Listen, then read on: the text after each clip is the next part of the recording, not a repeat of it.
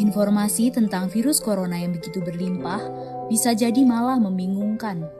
Maka dari itu, kita memerlukan protokol kesehatan yang alurnya jelas, sederhana, dan mudah dipahami.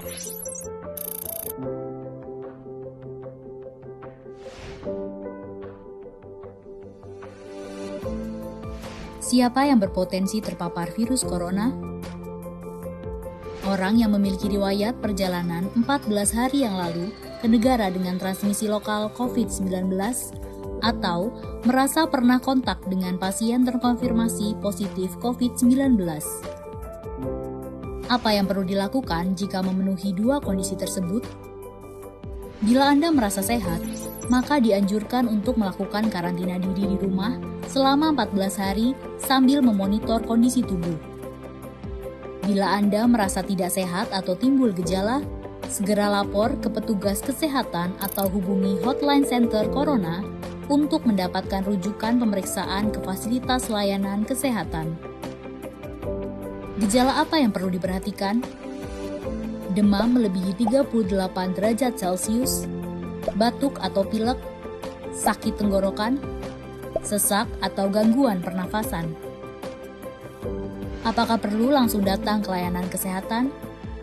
Apabila gejalanya ringan, utamakan menghubungi hotline center Corona atau rumah sakit rujukan terdekat untuk mendapatkan informasi mengenai langkah selanjutnya.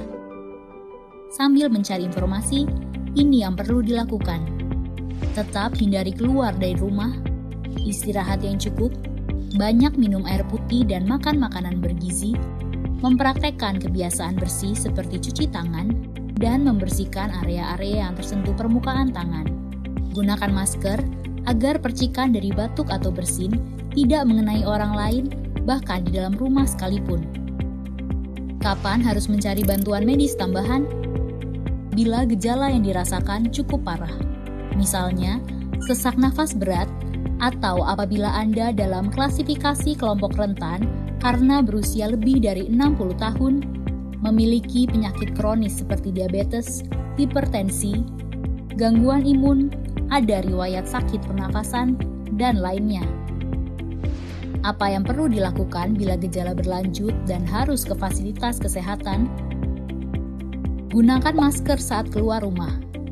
Praktekkan etika batuk dan bersin yang benar dengan menutup dengan siku atau tisu. Hindari menggunakan transportasi publik. Bagaimana tahapan screening pasien di fasilitas pelayanan kesehatan? Sebelum memberikan perawatan, tenaga kesehatan di fasilitas layanan kesehatan akan melakukan screening. Jika tidak memenuhi kriteria pasien dalam pengawasan atau PDP COVID-19, maka akan dirawat inap atau rawat jalan, tergantung diagnosa dan keputusan dokter. Jika memenuhi kriteria pasien dalam pengawasan COVID-19, maka akan dirujuk ke salah satu rumah sakit rujukan, didampingi oleh tenaga kesehatan yang menggunakan alat pelindung diri atau APD.